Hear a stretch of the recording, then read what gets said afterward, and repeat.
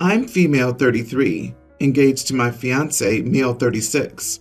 I have a preschool daughter and he has a teen daughter. He comes from a conservative family, so he won't move in together till after marriage. So far, we're on good terms as a blended family, but I noticed that my stepdaughter acts kind of distant towards my daughter. When I tried to talk to my fiance about it, he'd tell me to give the kids a chance to bond and warm up to each other. My stepdaughter's birthday took place on Sunday. Since she's into baking, she decided to bake cupcakes instead of having an actual birthday cake. My daughter and I went over to my fiance's house to attend the party, and I brought my stepdaughter a gift, which was an iPhone. We sat down as she started serving everyone cupcakes. Then when it was my daughter's turn, she said she was sorry, but she didn't save any for my daughter. I felt confused, and I asked if she'd made enough cupcakes and whether there were guests that came uninvited. She said no, and that she just didn't make one for my daughter. I asked her why, and she refused to say. I was so mad and felt hurt on my daughter's behalf. I got up and told my fiance that I wanted to leave. My fiance tried to stop me and offered his cupcake to my daughter, but I refused to take it. On my way out, I grabbed the gift I had bought for my stepdaughter, and she stood there and watched. I could hear her yell, "Dad, she took the iPhone," while I walked out with my daughter. My fiance tried to get me to go back inside, but I refused. Later, he came over and we argued. He said I overreacted, and that I know how some teenagers can be moody and do random stuff without an explanation, so I shouldn't have taken it personally.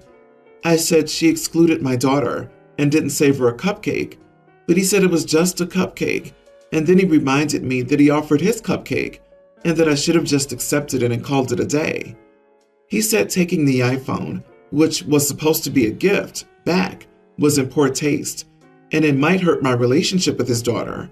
I refused to give it to him so he could give it to her since she was crying about it. He left and was mad at me. We haven't talked since then except via text. Edit. She's been wanting the iPhone for a while, and since her dad couldn't buy it, I decided it'd be nice if I gifted it to her. Also, I saw that she served her girlfriend a whole plate of cupcakes, so it's not like she baked a specific number. Not the idiot.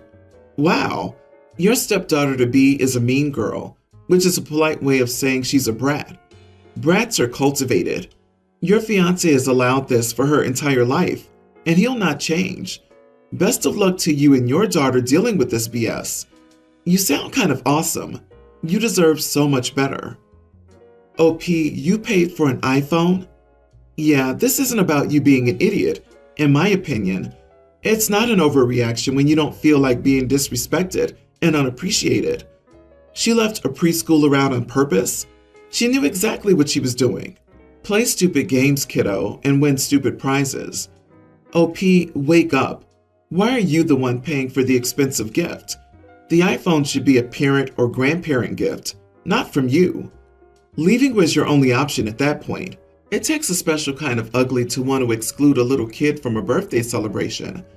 If your stepdaughter-to-be can verbalize that she intentionally didn't make a cupcake for your daughter, she's old enough to understand why you left. The more I think about this, the worse it gets. The stepdaughter being a jerk is one thing, but the fiance's reaction is unforgivable. I also wouldn't be able to get over his whole family standing by and acting as if a teen bullying a preschooler is no big deal. This man and his entire family showed you who they are. Believe them. OP, you need to put on major brakes in this relationship. Keep your finances separate. Consider it a blessing in disguise that you haven't moved in together yet. If you're not ready to break up, you should pull way back on the money you spend on your boyfriend. Are you paying for trips and little luxuries? Try taking a break for a few months and see how he reacts. Open your eyes. Oh, and I think you should give your daughter the phone. Let her use it to watch Disney movies like Cinderella, maybe with a cupcake phone case. I have ADHD and autism. I've been with my job for 12 years. In July 2021, the company hired 4 new people, Tom, Jamie, Elena, and Deanna, fake names, to make the team I work on.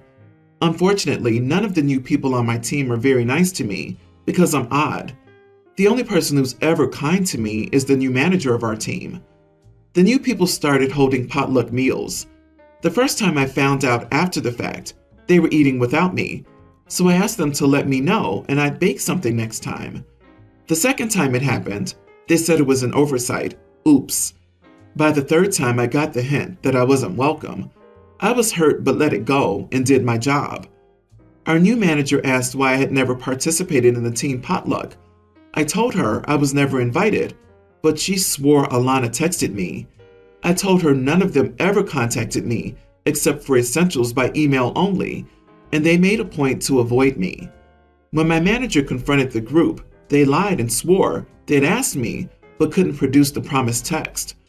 My manager and boss decided to no longer permit potlucks on company property. The next day, they cornered me in the break room when I went to lunch and began to shout at me for ruining their lunches. I ended up having a meltdown. I told them I didn't ask our manager to do anything, that our manager said they called it a team lunch, that I was part of the team too, and she was bothered that I was excluded and took it upon herself to do something about it.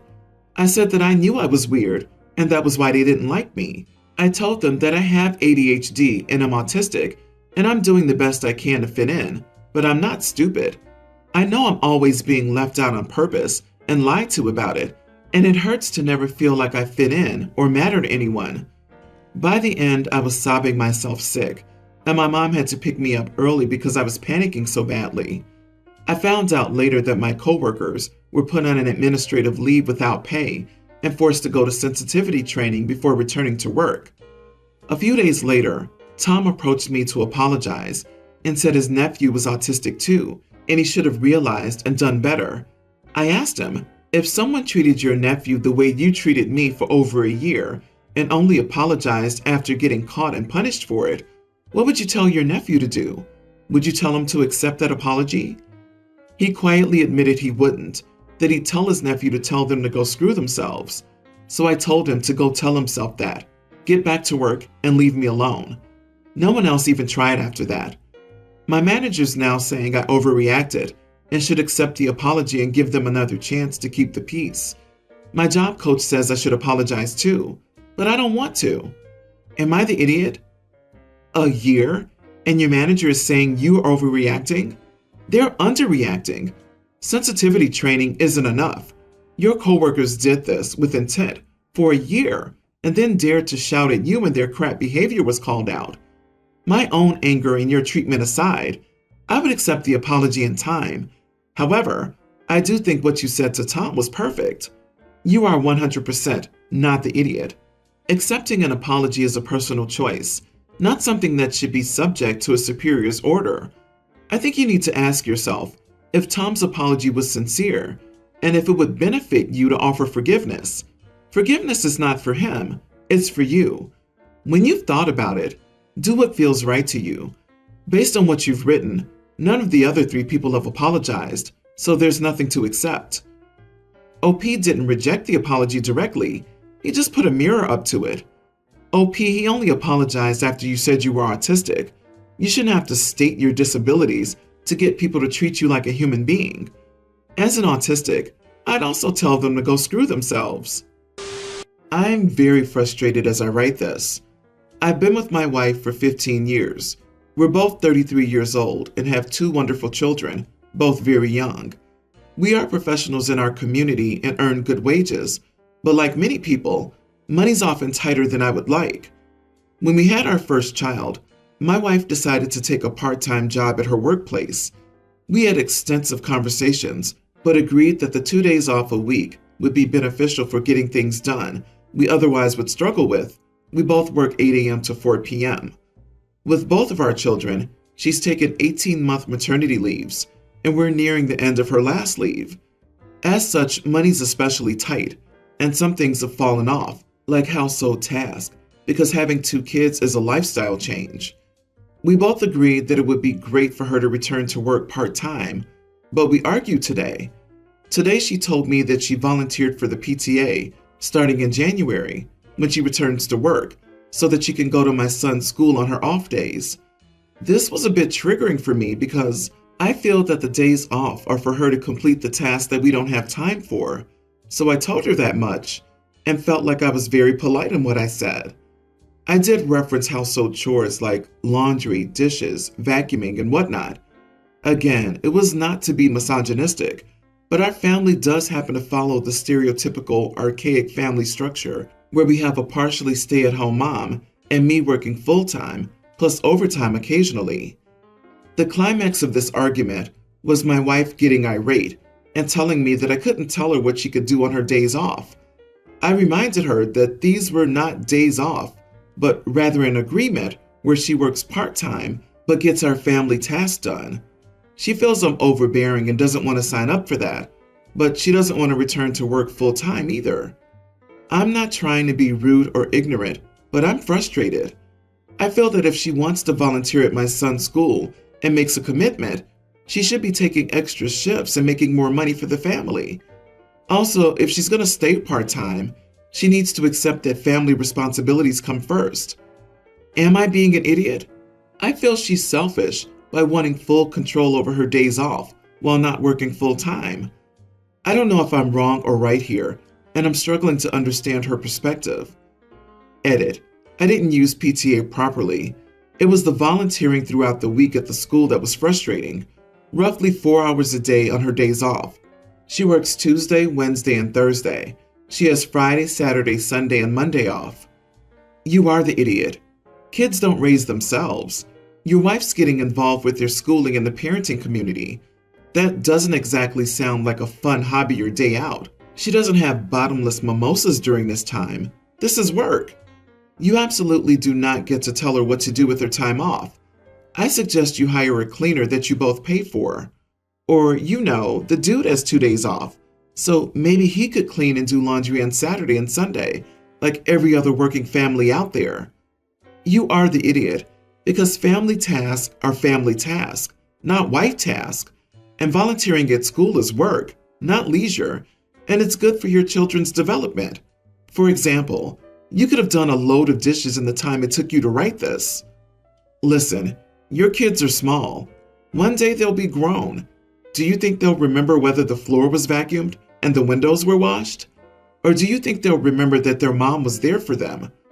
Some of my best times are volunteering at my kids' schools, and they tell you the same. Don't take that away from your wife and kids. If you can, try to carve more time for yourself to be there for them too. You won't regret it. Even if the baseboards are dirty, they'll just remember that you showed up. Here's what happened. My son's name is Robin. It's just those 5 letters. It's not a nickname.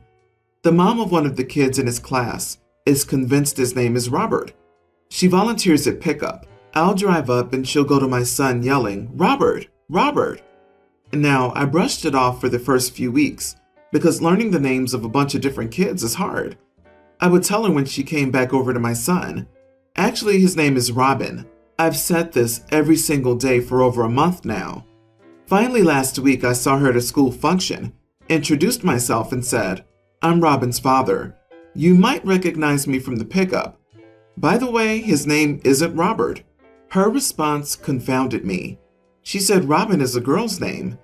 It can either be male or female, but it's way more common for boys, so what? And not a good nickname for Robert, so she'll call him his real name instead. I tried to correct her since Robin isn't a nickname, but she wandered away. The next time she walked up to my car, I got annoyed and said, "I'm here for Robin, Robin." She did it again. On Friday, when she called my son Robert, I asked her what her problem was in a very loud voice. I shouted loud enough that a teacher ran over. The volunteer mom ran away, and I tried to explain. The teacher looked at me like I had 3 heads and said she'd go get my son. I got an email later asking me to come in Monday for a meeting. I don't know how to approach this. Should I apologize for yelling? Should I demand an apology for the constant disrespect? Should I ask the mom not to be allowed to volunteer anymore, or at least not to get my son? I feel like I tried to be reasonable, but maybe I was too sensitive. Am I the idiot? Not the idiot. Email back. I look forward to meeting with you to discuss a volunteer parent bullying my child and an appropriate course of action to prevent this from continuing. But honestly, what is her problem? Does she do this to any other kids whose names she decides are inappropriate? I agree. I'm a teacher and we try very hard to honor student names. However, the parent in this scenario is trying to push her gender bias on your son and on all of you. I would go into that meeting prepared to accuse her of discrimination, and if the school backs her up, of them supporting her being discriminatory against your son. Her reasoning for calling him Robin is that she believes it's a girl's name. You attempted to clarify politely and she doubled down and continued. Now it's harassment, and it's gender bias. Be sure to use those terms and ask the school if they support her discrimination. What is her problem? A guess would be that she's very fixated on old school gender roles, and she is, for some reason, convinced that Robin is a name that only girls can have. Her version probably is that this poor kid has cruel parents that set him up for being bullied, and she's just trying her best to help him out by using his real name. And she probably also thinks that he hates being called Robin. She thinks it's feminizing a boy. That's her problem. It's her problem. Exactly this. To give the teacher the benefit of the doubt, the strange look might have not been directed at OP, but rather an, "Oh God, why is this parent volunteer messing stuff up again?" kind of thing. This is flabbergasting. It's not a girl's name. It's his name. So even if you named him Jennifer Priscilla and nicknamed him Glamour Bunny, she doesn't have the authority to give him a new name. Update. Am I the idiot for yelling at another parent doing pickup? My wife reached out to Charlie's mom on Facebook to ask if the weird pickup mom called Charlie by a different name. According to Charlie's mom, the weird pickup mom calls Charlie Charlotte, and Charlie is her legal name, not that it matters. Charlie's mom is not a fan of this, but she assumed it was a mistake and didn't want to say anything because she knows pickup is hectic and confusing, and there are a lot of kids with similar names. My wife shared my story, and Charlie's mom agreed to email me this afternoon so I could bring it up in the meeting if needed. Charlie's mom also said she'd reach out to some of the other parents with questions about the weird pickup mom. Many of these kids went to kindergarten together, but our son didn't, so we don't know many of these parents very well. Charlie's mom was really nice and helpful, and she and my wife even set up a playdate for our kids. So regardless of how the meeting turns out, one nice thing came of this. Meeting and pickup update. So first of all, my wife came to the meeting with me, which was hugely inconvenient for her, but I'm glad she was there because she doesn't tolerate BS. So we got there, and the teacher and principal were there. My wife didn't let them say anything until she'd gone over everything with the weird pickup mom about our son, Charlie, and potentially other kids. The principal was really surprised. The principal said the teacher would talk to the other mom. I apologized for yelling and we all shook hands. At pickup that day, weird pickup mom wouldn't look me in the eye. She didn't call Robin Robert or by his actual name. She was quiet the whole time. Sorry it's all so anticlimactic. Thank you for the update and for adding how the meeting went. I call that a win. It sounds like she was put in her place and the unwanted behavior has ceased. She won't be calling children whatever name she chooses, blatantly ignoring the parents all the time, so I call it a win. I'm petty, and I would have acted super friendly and greeted her with wrong bizarre names, calling her arugula or oregano or whatever, lol. I'm glad the meeting went well, but I disagree it's a win. The fact that this woman is still not calling your son by his name is a problem. As kindly as possible, I would email the teacher that this volunteer is still refusing to call your child by his name. OP, don't give up.